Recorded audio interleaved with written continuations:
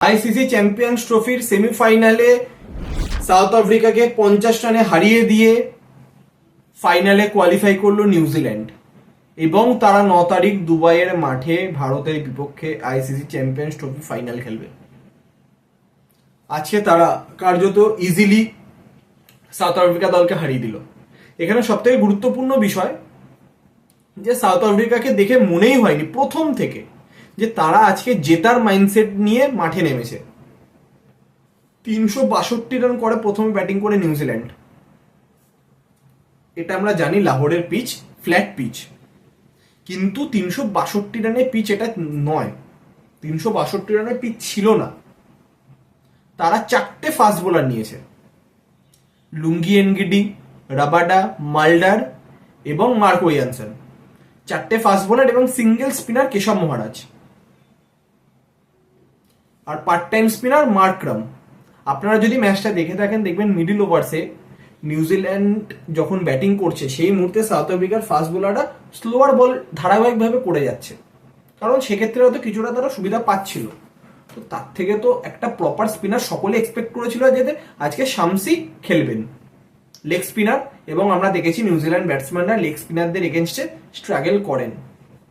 তো সেই জায়গাতে সকলে এক্সপেক্ট করেছিল যে তিনি হয়তো আজকে খেলবেন মাল্ডারের জায়গাতে, কিন্তু তিনি খেলেননি। এবং মিডিল ওভার্সে যেভাবে কেন উইলিয়ামসন এবং রচিন রবীন্দ্র ম্যাচটাকে ডমিনেট করেছে, অবশ্যই তাদেরকে তারিফ দেওয়ার মতো। তারা দুজনেই সেঞ্চুরি করেছেন।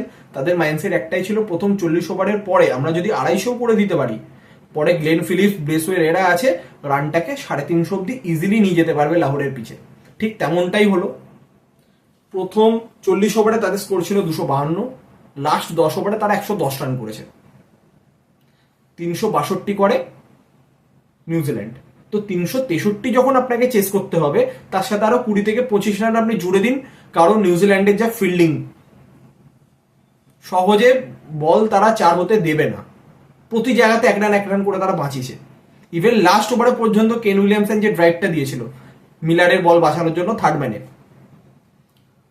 তো সেখানে এত বড় রান চেস করতে গেলে মেন গুরুত্বপূর্ণ হচ্ছে পাওয়ার প্লে। প্রথম পাওয়ার প্লেকে কাজে লাগাতে হবে। সেখানে 70-80 রান তুলতে হবে, যেভাবেও তুলতে না পারলেও চেষ্টা করতে হবে। কিন্তু সেই চেষ্টাটাই দেখা যায়নি সাউথ আফ্রিকার ব্যাটসম্যানদের তরফ থেকে, স্পেশালি ক্যাপ্টেন বাভুমা। একটা টাইমে দেখা যাচ্ছে তার স্কোর হচ্ছে 23 বলে 8 রান। 363 চেস করতে হবে, পুরো পাওয়ার প্লেটা নিজের দায়িত্ব নিয়ে নষ্ট করেছেন। এবং তারপর কিছুটা তিনি ব্যাট চালান, কিন্তু কখনোই মনে হয়নি যে তারা 363 চেস করতে মাঠে নেমেছে। যখনই 40-45 ঘরে তিনি চলে গেলেন, টুকটুক করে খেলে নিজের হাফ সেঞ্চুরিটাকে কমপ্লিট করলেন। তারপর সান্তনারে বলে মার থেকে তিনি আউট হয়ে গেলেন। তারপর নামলেন মার্করাম। ইতিমধ্যে ডুসেন কিছুটা ভালো ব্যাটিং করছিল, তিনি সান্তনারে বলে বোল্ড হয়ে যান হাফ সেঞ্চুরি কমপ্লিট করার পর।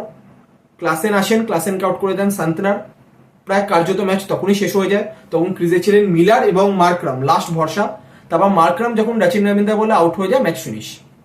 আর কেউ ছিল না 363 চেস করার জন্য। মিলার নিজের এন্ডে যতটা সম্ভব চেষ্টা করেছেন, তিনি সেঞ্চুরিও কমপ্লিট করেন। তিনি 100 রানে নট আউট থাকেন, কিন্তু সেটা এনাফ ছিল না। ফাইনালি 50 ওভারের শেষে সাউথ আফ্রিকা 312 রান করে 9 উইকেট হারিয়ে এবং 50 রানে এই ম্যাচ হেরে যায়, এবং তারা আইসিসি চ্যাম্পিয়ন্স ট্রফি থেকে ছিটকে গেল এবং নিউজিল্যান্ড কোয়ালিফাই করে গেল ফাইনালের জন্য। 2000 সালে India versus New Zealand ICC champions ট্রফির ফাইনাল আমরা দেখতে পেয়েছিলাম। সেখানে অবশ্যই নিউজিল্যান্ড ইন্ডিয়াকে হারিয়ে দিয়েছিল। আবার 25 বছর পর আইসিসি চ্যাম্পিয়ন্স ট্রফির ফাইনালে মুখোমুখি হতে চলেছে ভারত এবং নিউজিল্যান্ড 9 তারিখ দুবাইয়ের মাঠে। অবশ্যই হাড্ডাহাড্ডি টক্কর হবে। তো সেই নিয়ে আমরা তো বিস্তারিত আগামী দিনে অতি অবশ্যই আলোচনা করব ম্যাচের আগে।